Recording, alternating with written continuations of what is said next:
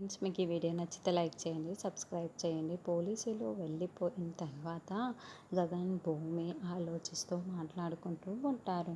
నాకు ఎందుకో చాలా డౌట్గా ఉంది భూమి.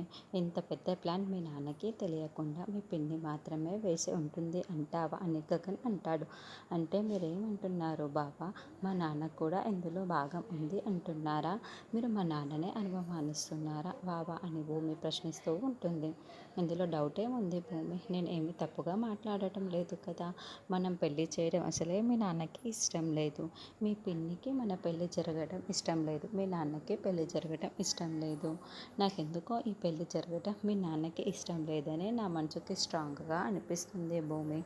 కావాలంటే నువ్వు ఒకసారి చెక్ చేసుకో భూమి, ఎందుకైనా మంచిది అని గగన్ చెబుతాడు. సరే అలాగే బావా అని భూమి ఆలోచిస్తూ ఇంటికి వస్తుంది.